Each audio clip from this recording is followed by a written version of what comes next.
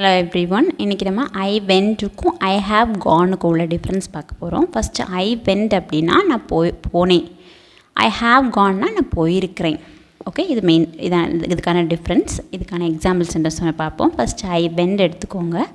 இந்த I went வந்து நம்ம எதுக்கு யூஸ் பண்ணுவோம்? ஜஸ்ட் சிம்பிளாக ஒரு பாஸ்ட்னு சொல்கிறதுக்கு. இதில் மெயினாக நீங்கள் நோட் பண்ண வேண்டியது, இது கண்டிப்பாக இதில் வந்து ஒரு டைம் வரும்.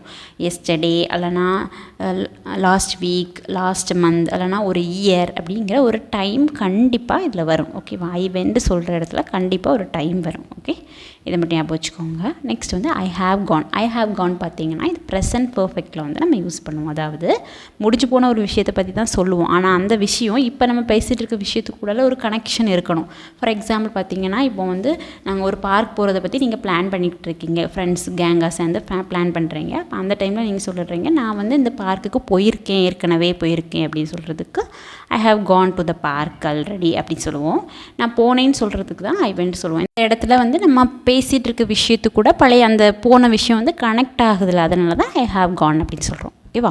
ஃபஸ்ட்டு இப்போ ஐ வென்ட்டுக்கு ஒரு எக்ஸாம்பிள் பார்த்தீங்கன்னா, நான் நேற்றுக்கு பார்க் போனேன் அப்படின்னு சொல்கிறது ஐ went to the park yesterday அப்படின்னு சொல்லுவோம். இது நான் வந்து இந்த பார்க்கு போயிருக்கேன்னு சொல்கிறதுக்கு I have Khan to the park already அப்படின்னு சொல்லுவோம். ஓகே, இன்னொன்று இந்த ஐ ஹேவ் கானில் இன்னொரு விஷயம் என்னென்னா, இங்கே வந்து டைம் மென்ஷன் ஆகும். அந்த டைம் எப்படி இருக்கும்னா ஆல்ரெடி, ஜஸ்ட், எவர் இந்த மாதிரிப்பட்ட டைமிங் தான் இதில் வரும். ஓகே, இனி எக்ஸாம்பிள் பார்ப்போம்.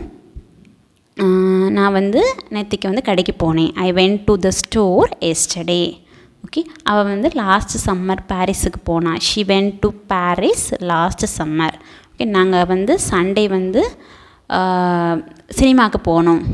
We went to the cinema on Saturday. Okay, நேற்றுக்கு என் ஃப்ரெண்டு வந்து பீச்சுக்கு போனான். My friend went to the beach yesterday. Okay, lunch break வந்து அவள் ஷாப்பிங் போனாள். She went to shopping on her lunch break. Okay, பார்ட்டிக்கு அப்புறமா வீட்டுக்கு போனான். He went to home after the party. Okay, இதில் எல்லாத்துலேயுமே பாருங்கள் டைம் கண்டிப்பாக மென்ஷன் ஆகி வந்திருக்கு. இதே மாதிரி நெக்ஸ்ட் ஐ ஹாவ் கான்க்கு பார்த்தீங்கன்னா, பாரிஸுக்கு போயிருக்கா, அதனால் அவள் இங்கே இல்லை அப்படின்னு சொல்கிறதுக்கு அவங்க பாரிஸுக்கு போயிருக்காங்க, அவள் வந்து பாரிஸுக்கு போயிருக்கிறாள் அப்படின்னு வரும். அங்கே போனாங்க அப்படின்னு சொல்லல, போயிருக்கிறா, அதனால் அவங்க இங்கே இல்லை. She has Khan to Paris, so she has Khan to Paris, so she is not here now.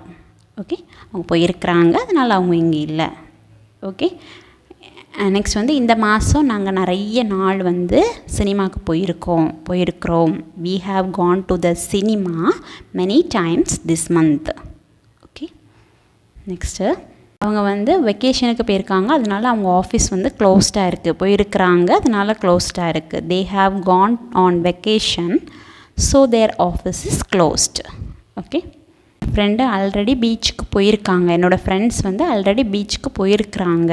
My friends have gone to the beach already.